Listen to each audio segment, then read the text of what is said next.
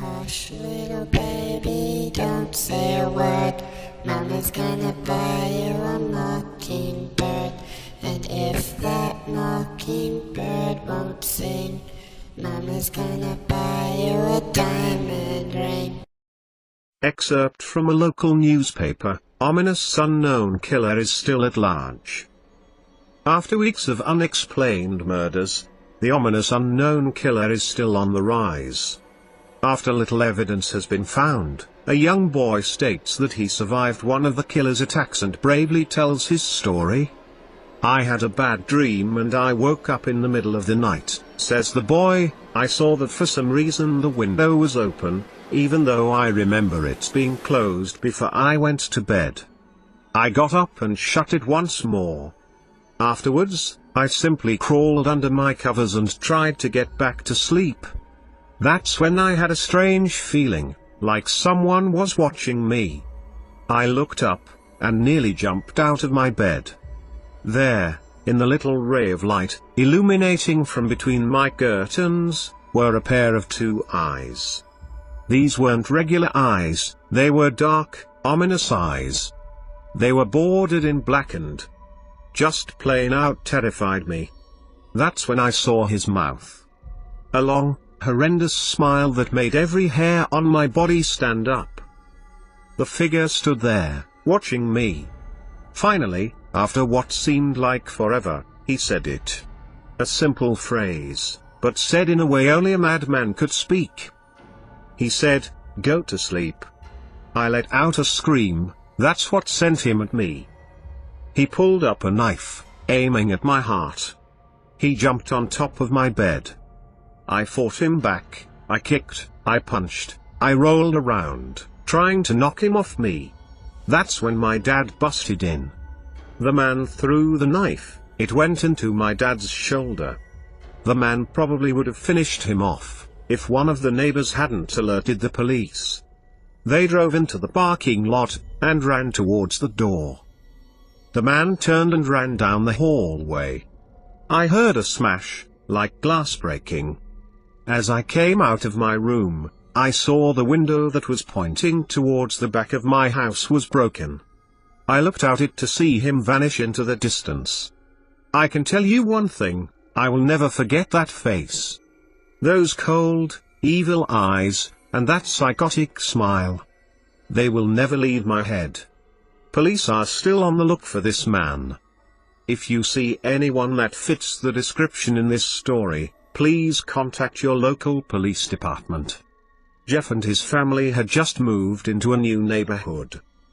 His dad had gotten a promotion at work, and they thought it would be best to live in one of those fancy neighborhoods. Jeff and his brother Lou couldn't complain though. A new, better house.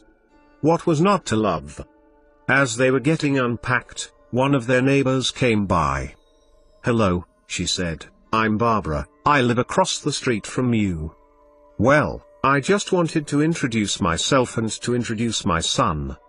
She turns around and calls her son over. "Billy, these are our new neighbors." Billy said hi and ran back to play in his yard. "Well," said Jeff's mom, "I'm Margaret, and this is my husband Peter, and my two sons, Jeff and Lou." They each introduced themselves, and then Barbara invited them to her son's birthday. Jeff and his brother were about to object, when their mother said that they would love to. When Jeff and his family are done packing, Jeff went up to his mom. "Mom, why would you invite us to some kid's party? If you haven't noticed, I'm not some dumb kid." "Jeff," said his mother, "we just moved here, we should show that we want to spend time with our neighbors. Now, we're going to that party, and that's final." Jeff started to talk, but stopped himself, knowing that he couldn't do anything. Whenever his mom said something, it was final. He walked up to his room and plopped down on his bed. He sat there looking at his ceiling when suddenly, he got a weird feeling. Not so much a pain, but a weird feeling. He dismissed it as just some random feeling. He heard his mother call him down to get his stuff, and he walked down to get it. The next day, Jeff walked downstairs to get breakfast and got ready for school. As he sat there, eating his breakfast, he once again got that feeling. This time it was stronger. It gave him a slight tugging pain, but he once again dismissed it. As he and Liu finished breakfast, they walked down to the bus stop. They sat there waiting for the bus, and then, all of a sudden, some kid on a skateboard jumped over them, only inches above their laps. They both jumped back in surprise. "Hey, what the hell?" The kid landed and turned back to them. He kicked his skateboard up and caught it with his hands. The kid seems to be about 12, 1 year younger than Jeff. He wears an Aeropostale shirt and ripped blue jeans. Well. It looks like we got some new meat. Suddenly, 2 other kids appeared. One was super skinny and the other was huge. "Well, since you're new here, I'd like to introduce ourselves. Over there is Keith." Jeff and Liu looked over to the skinny kid.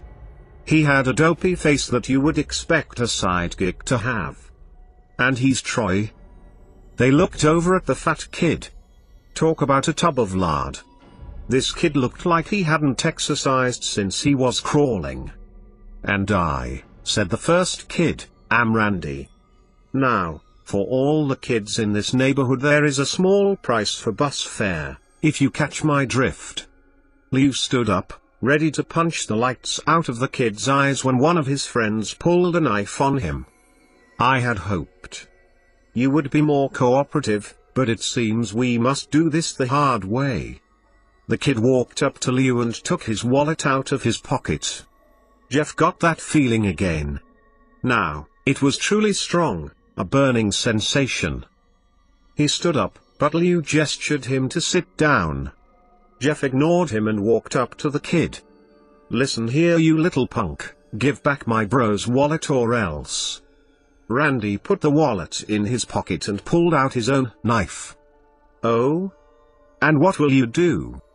Just as he finished the sentence, Jeff popped the kid in the nose.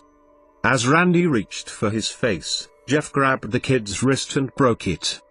Randy screamed and Jeff grabbed the knife from his hand.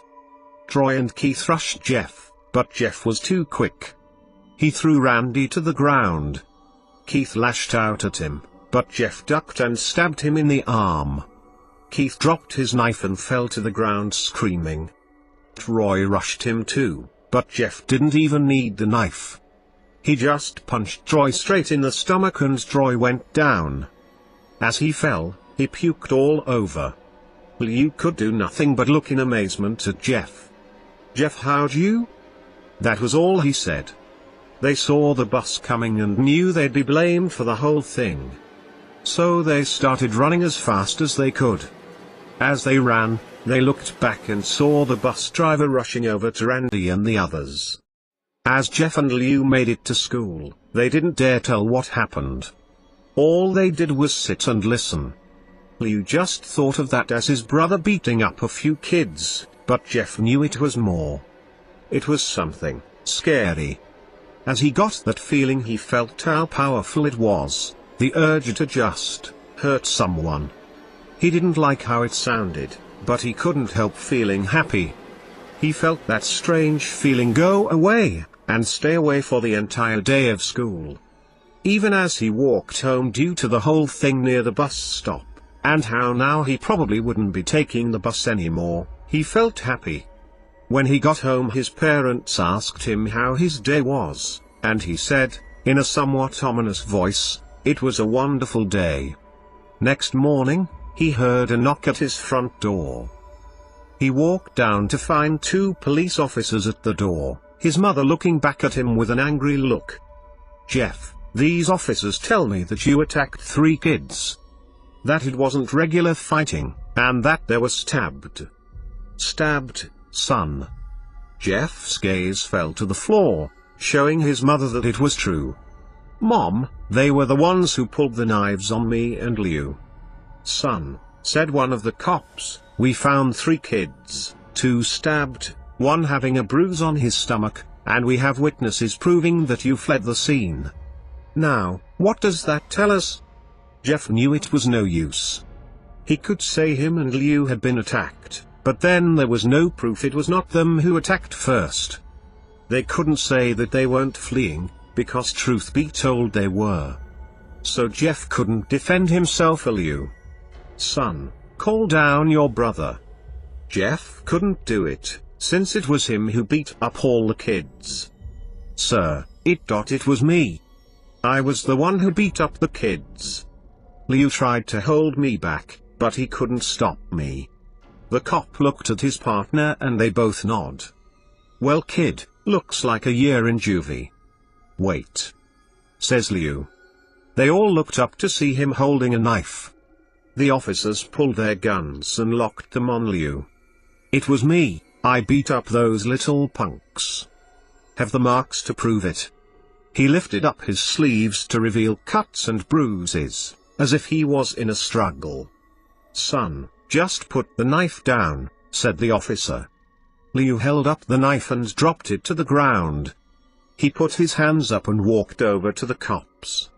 No Liu, it was me. I did it. Jeff had tears running down his face. Ha, poor bro. Trying to take the blame for what I did.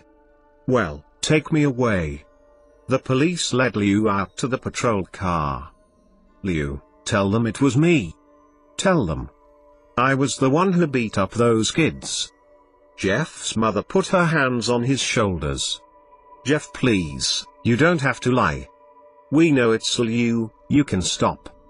Jeff watched helplessly as the cop car speeds off with Liu inside. A few minutes later Jeff's dad pulled into the driveway, seeing Jeff's face and knowing something was wrong. Son, what is it? Jeff couldn't answer. His vocal cords were strained from crying. Instead, Jeff's mother walked his father inside to break the bad news to him as Jeff wept in the driveway. After an hour or so Jeff walked back into the house, seeing that his parents were both shocked, sad, and disappointed. He couldn't look at them. He couldn't see how they thought of Liu when it was his fault. He just went to sleep, trying to get the whole thing off his mind. 2 days went by, with no word from Liu at the JDC. No friends to hang out with. Nothing but sadness and guilt. That is until Saturday, when Jeff is woke up by his mother, with a happy, sunshiny face. Jeff, it's the day, she said as she opened up the curtains and let light flood into his room. What's today? Asked Jeff as he stirs awake. Why, it's Billy's party. He was now fully awake. Mom, you're joking, right? You don't expect me to go to some kid's party after? There was a long pause. Jeff, we both know what happened. I think this party could be the thing that brightens up the past days. Now, get dressed. Jeff's mother walked out of the room and downstairs to get ready herself. He fought himself to get up. He picked out a random shirt and pair of jeans and walked downstairs. He saw his mother and father all dressed up, his mother in a dress and his father in a suit. He thought, why they would ever wear such fancy clothes to a kid's party. Son, is that all you're going to wear? Said Jeff's mom. Better than wearing too much, he said. His mother pushed down the feeling to yell at him and hid it with a smile. Now Jeff, we may be overdressed, but this is how you go if you want to make an impression, said his father.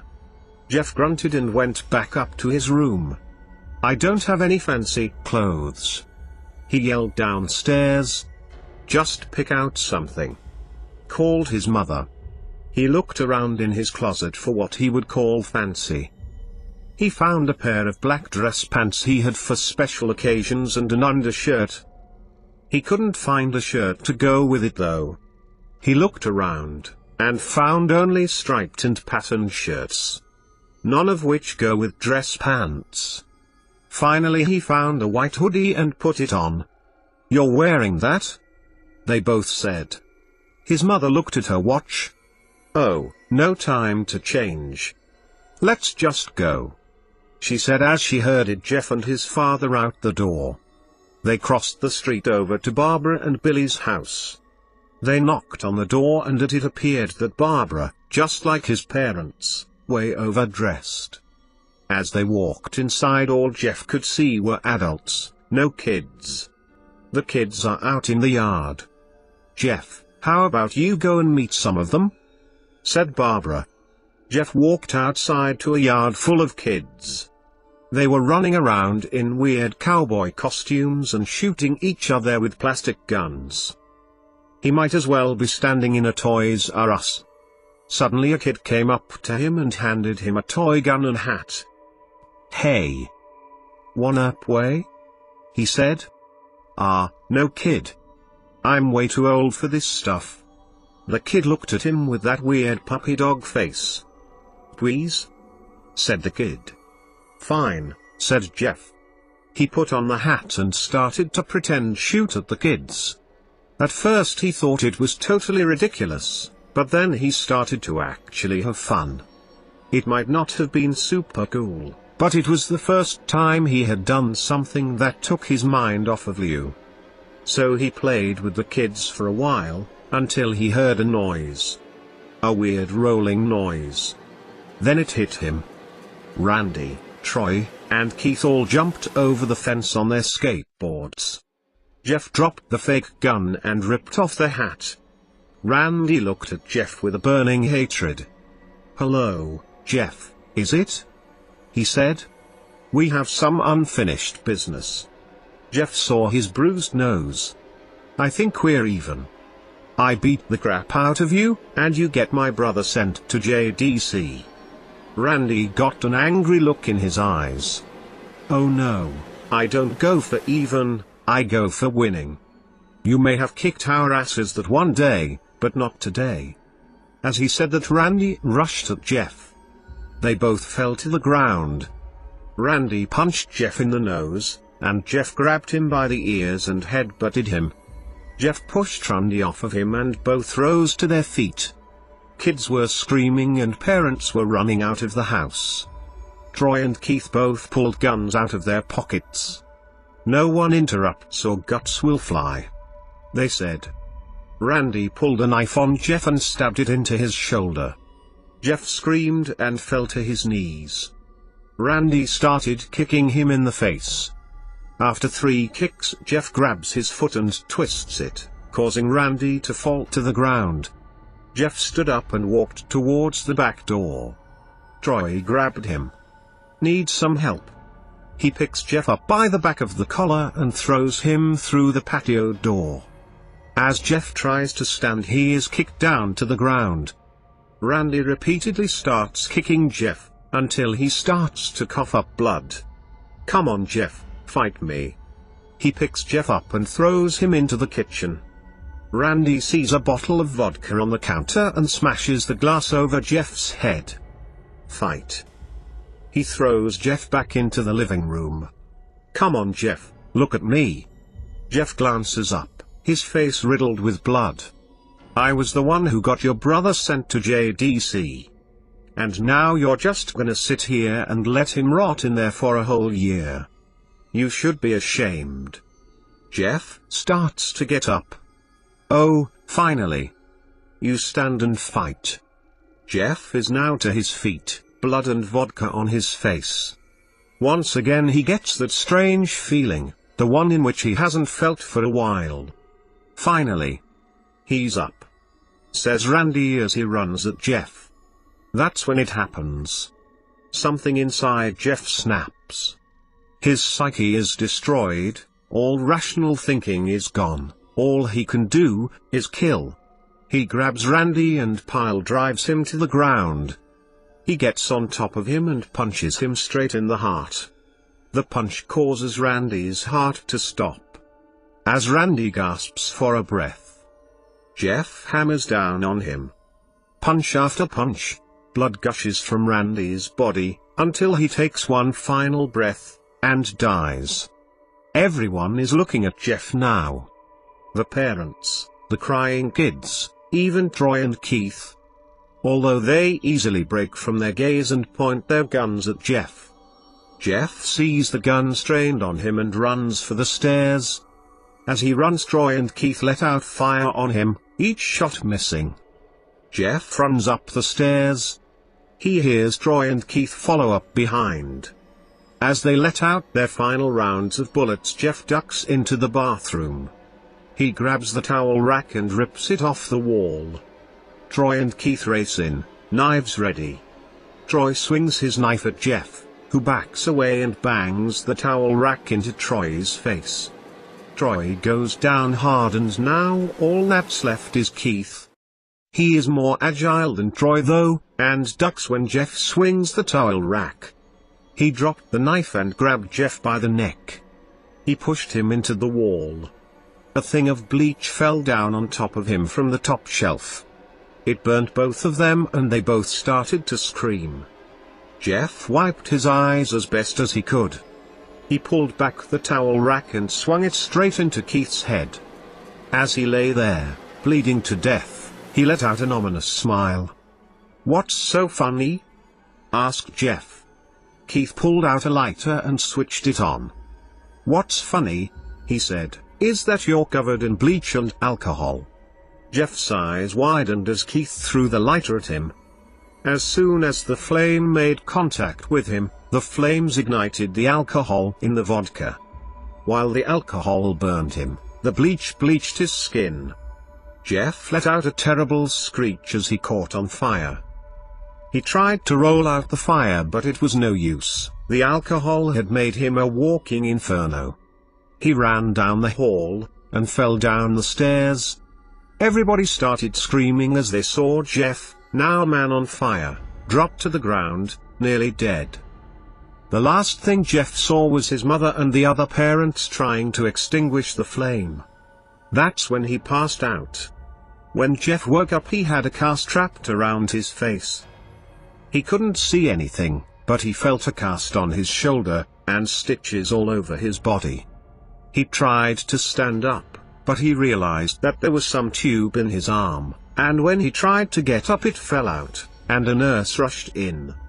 "I don't think you can get out of bed just yet," she said as she put him back in his bed and re-inserted the tube. Jeff sat there, with no vision, no idea of what his surroundings were. Finally, after hours, he heard his mother. "Honey, are you okay?" she asked. Jeff couldn't answer though, his face was covered, and he was unable to speak. "Oh honey, I have great news. After all the witnesses told the police that Randy confessed of trying to attack you, they decided to let you go." This made Jeff almost bolt up, stopping halfway, remembering the tube coming out of his arm.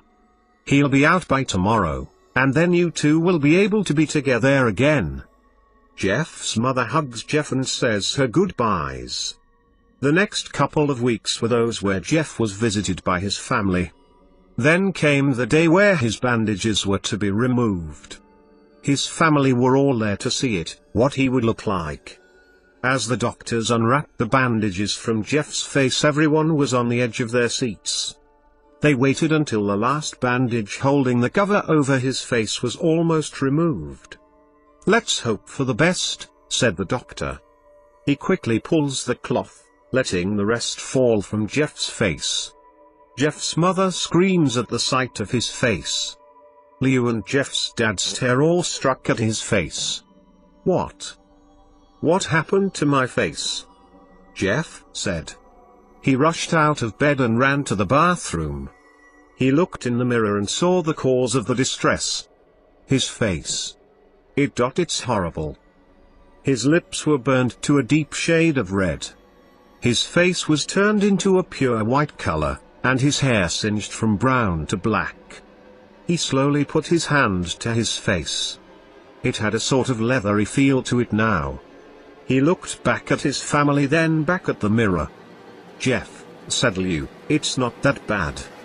"Not that bad," said Jeff, "it's perfect." His family were equally surprised. Jeff started laughing uncontrollably. His parents noticed that his left eye and hand were twitching. Ah. Jeff, are you okay? Okay? I've never felt more happy. Ha ha ha ha ha ha, look at me. This face goes perfectly with me. He couldn't stop laughing. He stroked his face, feeling it. Looking at it in the mirror. What caused this?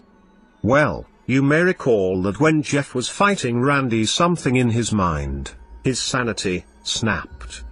Now he was left as a crazy killing machine, that is, his parents didn't know. "Doctor," said Jeff's mom, "is my son all right, you know? In the head?" "Oh yes, this behavior is typical for patients that have taken very large amounts of painkillers. If his behavior doesn't change in a few weeks, bring him back here, and we'll give him a psychological test." "Oh, thank you, doctor." Jeff's mother went over to Jeff. "Jeff, sweetie. It's time to go."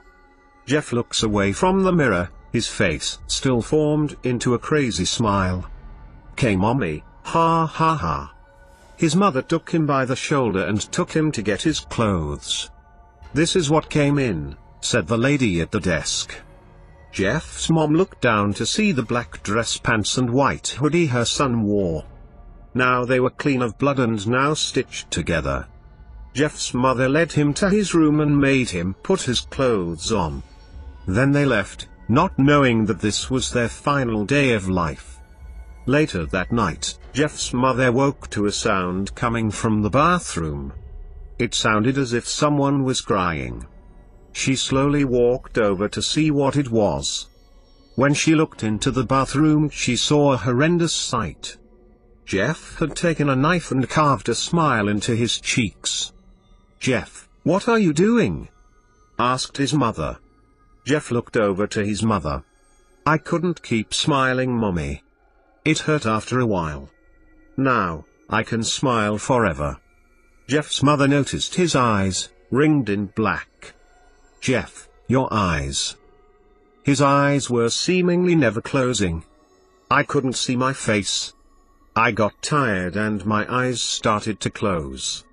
I burned out the eyelids so I could forever see myself, my new face." Jeff's mother slowly started to back away, seeing that her son was going insane. "What's wrong, Mommy? Aren't I beautiful?" "Yes, son," she said, "yes you are. Let me go get Daddy, so he can see your face." She ran into the room and shook Jeff's dad from his sleep. "Honey, get the gun, She stopped as she saw Jeff in the doorway, holding a knife. "Mommy, you lied." That's the last thing they hear as Jeff rushes them with a knife, gutting both of them. His brother Liu woke up, startled by some noise. He didn't hear anything else, so he just shut his eyes and tried to go back to sleep. As he was on the border of slumber, he got the strangest feeling that someone was watching him. He looked up, before Jeff's hand covered his mouth. He slowly raised the knife, ready to plunge it into Liu. Liu thrashed here and there, trying to escape Jeff's grip. "Jeff said, just go to sleep."